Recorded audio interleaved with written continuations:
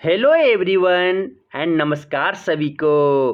कैसे हैं आप सब बढ़िया ना। आज हम लोग पॉलिटेक्निक एंट्रेंस एग्ज़ाम का इम्पॉर्टेंट क्वेश्चंस देखने जा रहे हैं फिजिक्स का।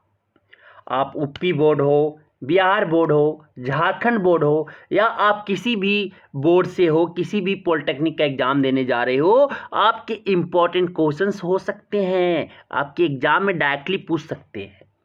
तो आप पूरे अच्छे से देख के जाएं सब क्वेश्चंस, आप डायरेक्टली टिक लगा के आओगे।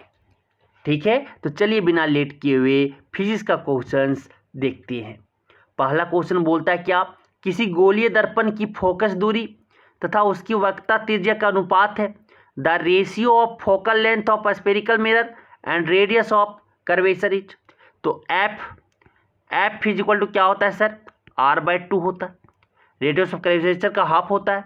तो क्या निकालना है, फोकल लेंथ और रेडियस ऑफ कर्वेचर के बीच में रेशियो निकालना है। क्या आ जाएगा, 1:2 आ जाएंगे। क्या आ जाएगा, F/R क्या हो जाएगा, 1:2 हो जाएंगे। कोई दिख गया ऑप्शन, कोई ऑप्शन दिखा, ऑप्शन 2 दिखा सर, ऑप्शन 2 दिखा, ऑप्शन 2 दिख गए। अब आता है नेक्स्ट क्वेश्चन। क्वेश्चन नंबर 2 क्या बोलता है, देखिएगा इधर, ध्यान किधर भटका रही हो, देखो क्वेश्चन सामने है, पढ़िए।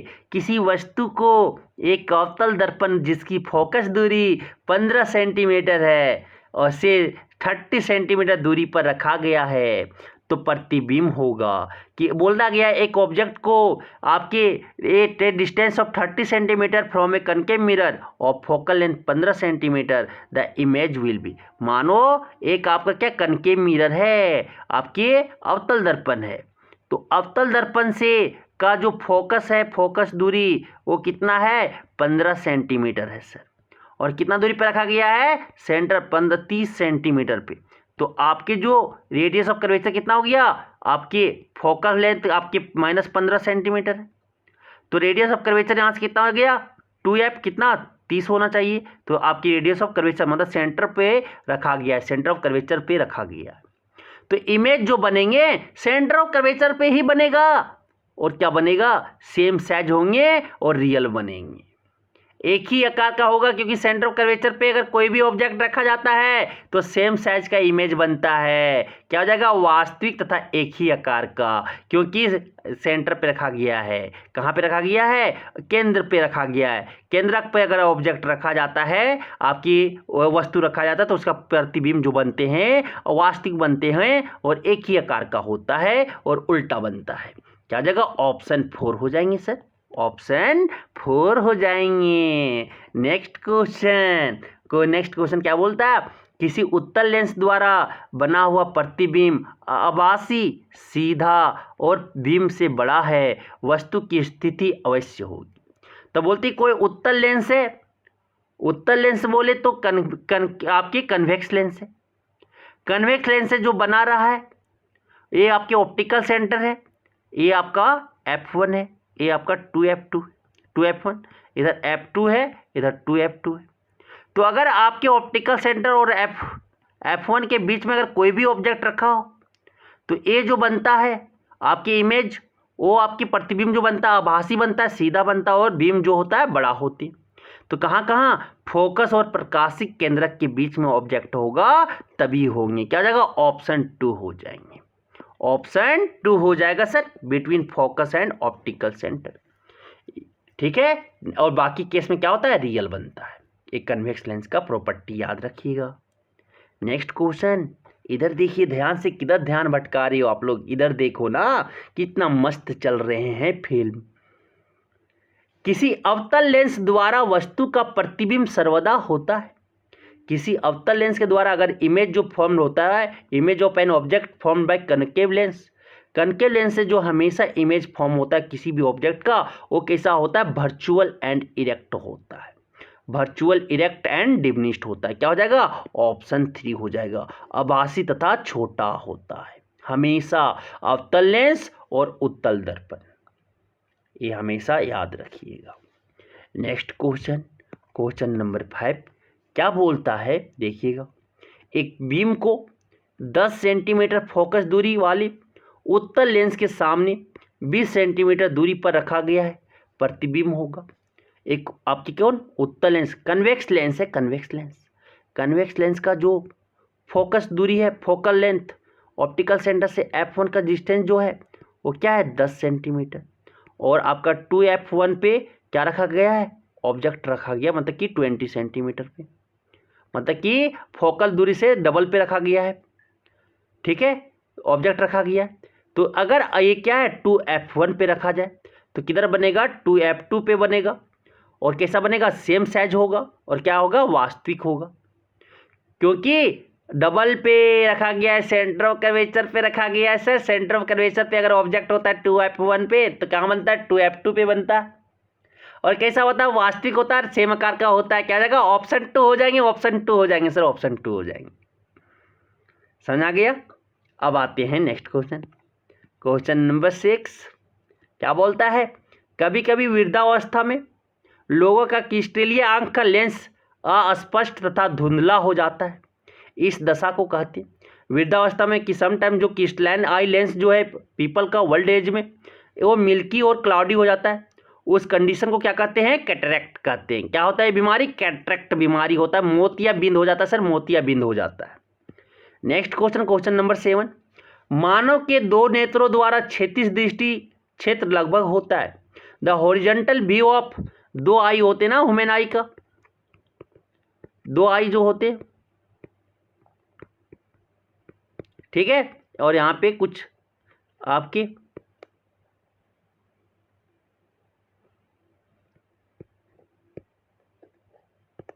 ठीक, तो इस तरह से जो होते तो क्या होता है हॉरिजॉन्टल जो 180 डिग्री तक हम लोग देख सकते हैं। क्या जगह ऑप्शन 4 हो जाएंगे, ऑप्शन 4 हो जाएंगे। नेक्स्ट क्वेश्चन, क्वेश्चन नंबर 8, आंख में प्रवेश करता हुआ प्रकाश की मात्रा डैश द्वारा नियमित या और नियंत्रित होता है, किसके द्वारा, एरिस के द्वारा। The amount of light entering the I is regulated and controlled by, किसके द्वारा कंट्रोल होता है, एरिस के द्वारा। क्या जाएगा ऑप्शन, परितारिका के द्वारा क्या होता है कंट्रोल होता है, ऑप्शन 3 हो जाएंगे। नेक्स्ट क्वेश्चन, नेक्स्ट क्वेश्चन क्या बोला जाता है, किसी आंख के लेंस की फोकस दूरी में परिवर्तन डैश की क्रिया के द्वारा होता है, किसके द्वारा होता है, पश्मा भी पेशी के द्वारा, क्या सिलियरी मसल के द्वारा, किसके द्वारा कंट्रोल होता है, eye lens focal length. The change in focal length of eye lens is caused by the action of the ciliary muscle. क्या जाएगा ऑप्शन 3 हो जाएगा।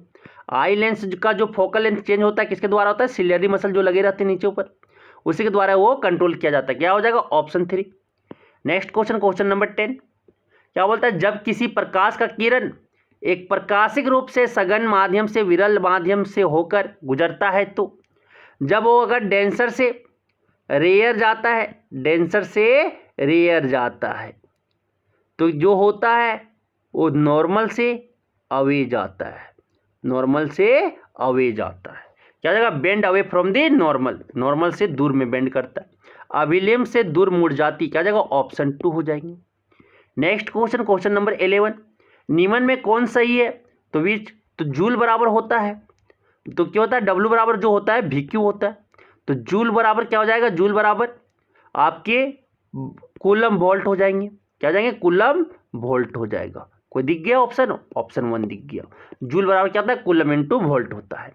नेक्स्ट क्वेश्चन, क्वेश्चन नंबर 12 क्या बोलता है, दो प्रतिरोध R1 तथा R2 समांतर में जोड़े गए हैं, समांतर मतलब पैरेलल में जोड़ा गया, तो संयोजन क्या हो जाएगा, तो 1/R इक्विवेलेंट इक्वल टू क्या होता है 1/R1 प्लस 1/R2। यहाँ से एलसीएम लेंगे तो क्या जाएगा R1 R2, क्या हो जाएगा ऊपर R1 प्लस R2, क्या हो जाएगा R equivalent is equal to आपके R1 R2 bye R1 plus R2। कोई दिख गया, कोई दिखा, ऑप्शन 4, ऑप्शन 4 क्या हो जाएंगे करेक्ट हो जाएंगे। नेक्स्ट क्वेश्चन, क्वेश्चन नंबर 13 क्या बोलता है, जब आई एम्पियर की धारा किसी R ओम प्रतिरोध के आर पार t सेकेंड के लिए चलाई जाती है तब उत्पन्न उष्मा की मात्रा होती है। बोलता है कि जब करंट आई एम्पियर को पास किया जाता है कोई रजिस्टर R ओम से फॉर टाइम t सेकेंड के लिए, तो अमाउंट जो हीट प्रोड्यूस करेगा वो क्या हो जाएगा H बराबर I स्क्वायर RT हो जाएगा। क्या हो जाएगा I स्क्वायर RT, जूल होंगे, I स्क्वायर RT जूल होगा, कैलोरी उलोरी मत मारिएगा, जूल वाला देख के मारिएगा। क्या जाएगा ऑप्शन 3 हो जाएंगे, ऑप्शन 3 हो जाएगा। नेक्स्ट क्वेश्चन, प्रतिरोधकता की एसआई इकाई है। रेजिस्टिविटी का एसआई यूनिट क्या होता है? ओम मीटर होता है। क्या होता है? ओम मीटर। कोई दिखा? ऑप्शन 2 दिख गए, ऑप्शन 2 हो जाएंगे। नेक्स्ट क्वेश्चन, क्वेश्चन नंबर 15 बोलता है घरेलू वैद्युतिक उपकरणों को एक दूसरे से देश में संयोजित किया जाता है। जो आपके इलेक्ट्रिकल अप्लायंसेज होते हैं हाउसेज के, वो पैरेलल में कनेक्टेड होता है। किसमें होता है? समांतर में। किसमें कनेक्टेड होते हैं? समांतर में होते हैं, पैरेलल में कनेक्टेड होता है sir. Next question, question number 16 क्या बोलता है देखिएगा, विद्युत चुम्बकीय प्रेरणा की परिघटना है। तो इसमें क्या होता है सर?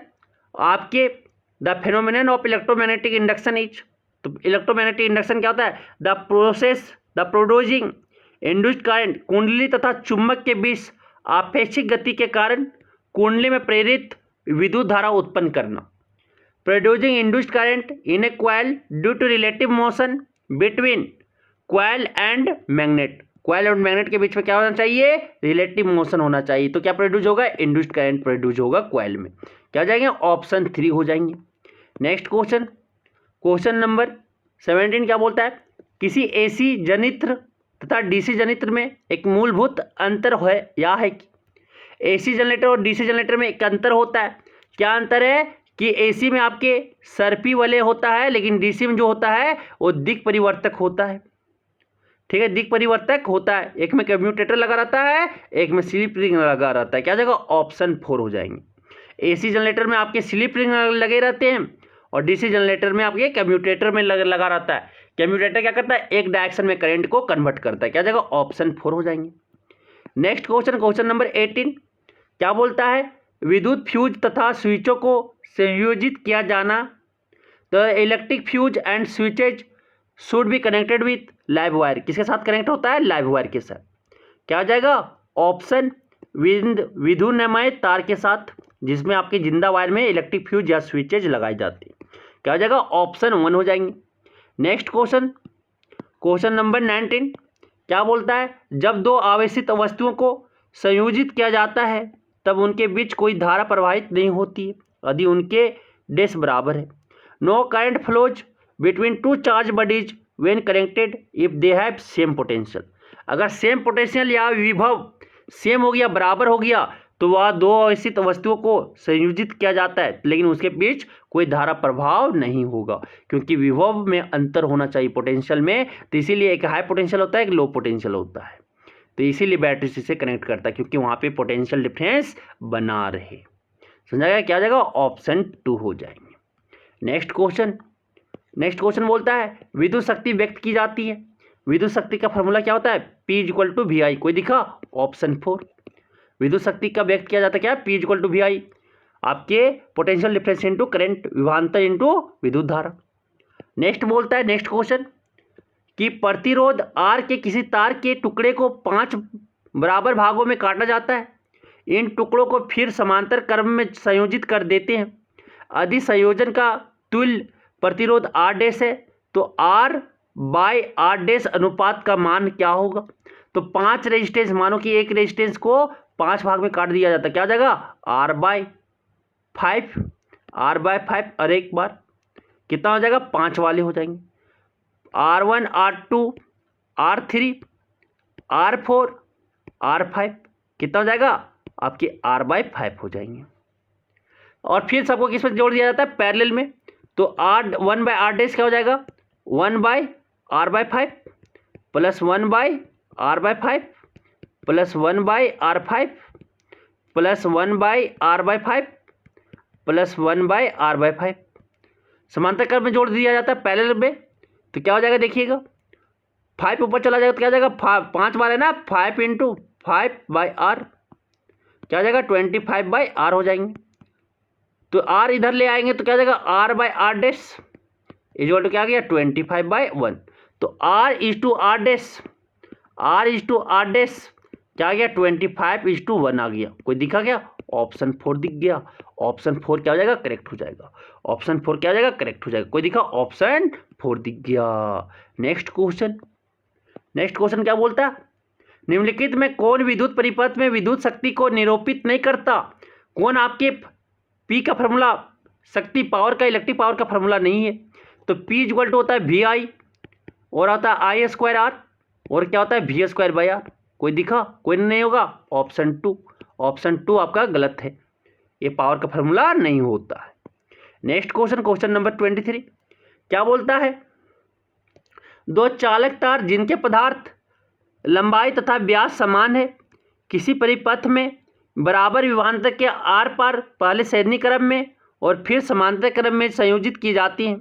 श्रेणी क्रम तथा समांतर संयोजन में उत्पन्न ऊष्माओं का अनुपात क्या होगा?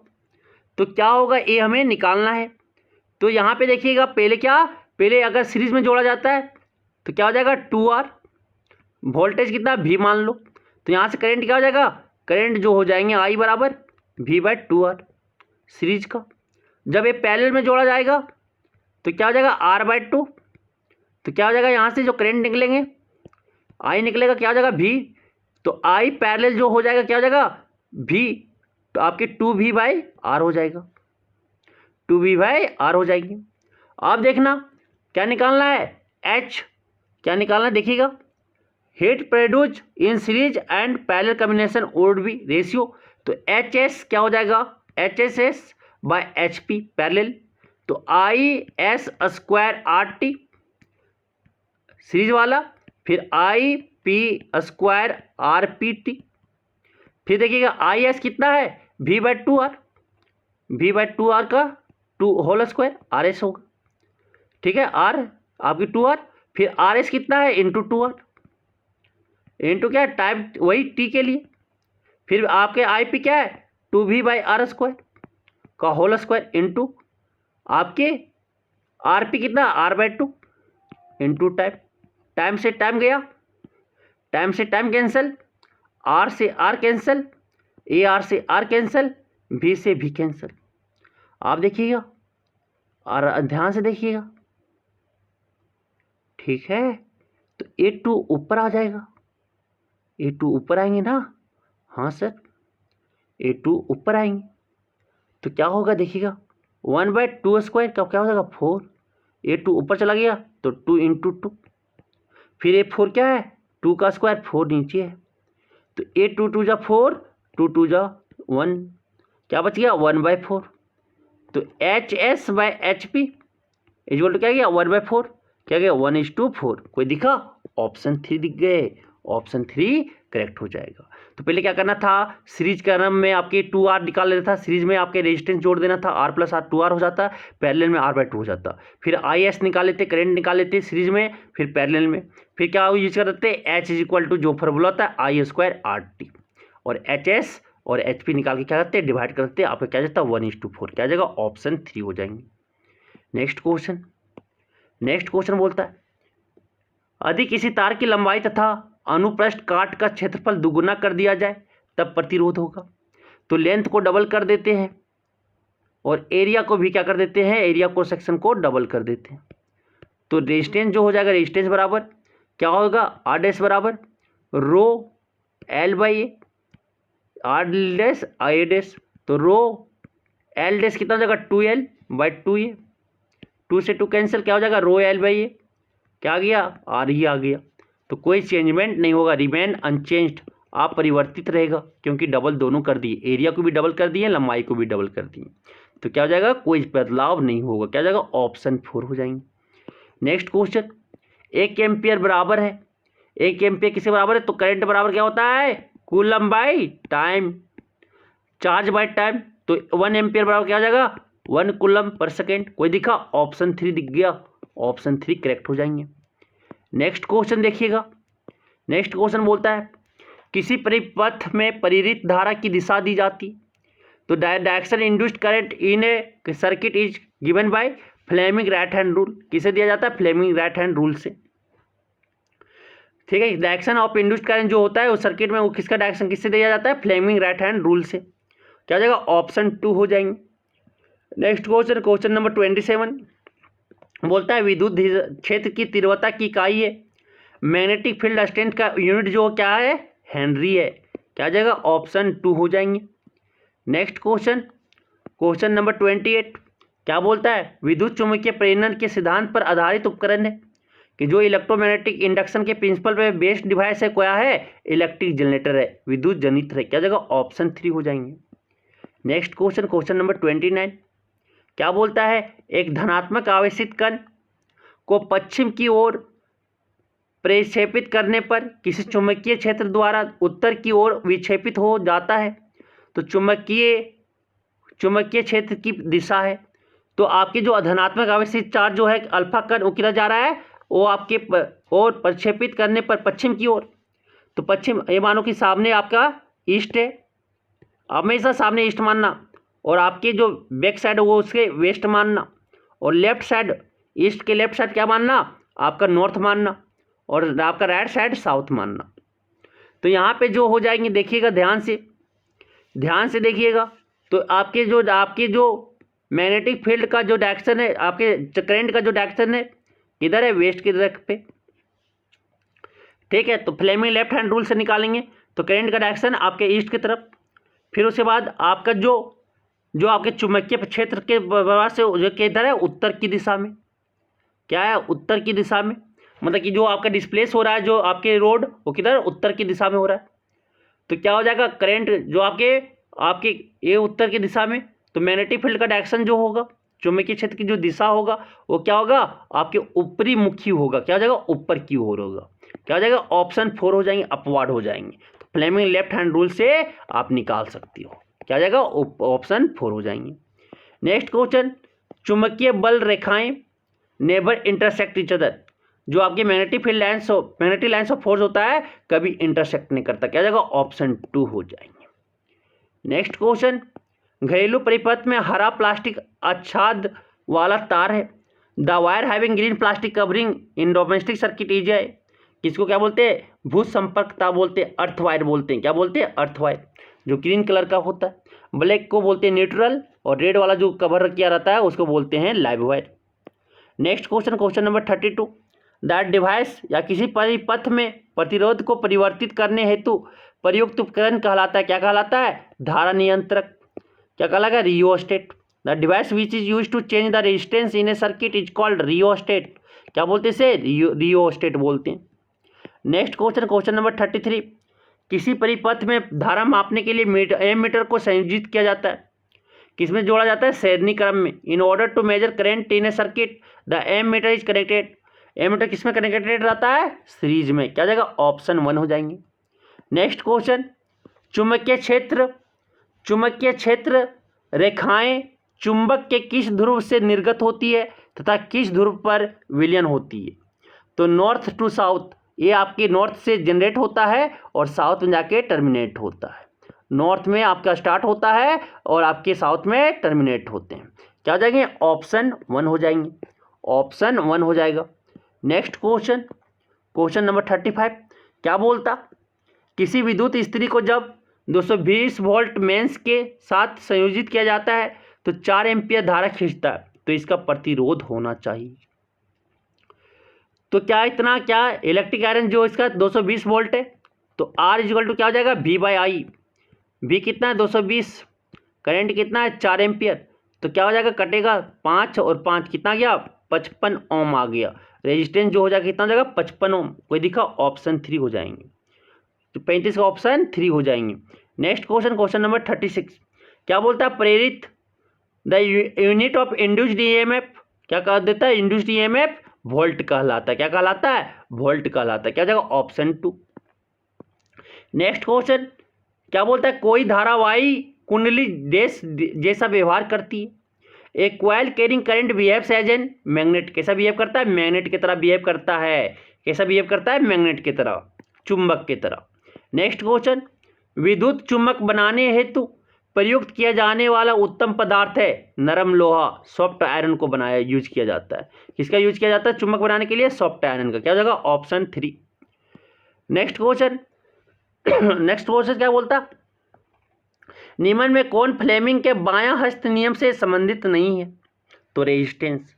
विच of the following is not associated with Fleming left hand rule. तो आपके प्रतिरोध किससे नहीं है। क्या जाएगा, ऑप्शन 1 हो जाएगा, रेजिस्टेंस। नेक्स्ट क्वेश्चन, दायां हस्त अंगूठा नियम को डैश के रूप में भी जाना जाता है। तो right hand, Maxwell right hand thumb rule से right hand thumb rule is also known as Maxwell's corkscrew rule. Maxwell का क्रॉस-कस्की नियम का भी यही नाम है। क्या जाएगा? ऑप्शन 3 हो जाएंगे। इस तरह से हम देखिए सारे इंपॉर्टेंट क्वेश्चन हम कर चुके। ठीक है, ये आपके एग्जाम में डायरेक्टली पूछ सकते हैं। धन्यवाद।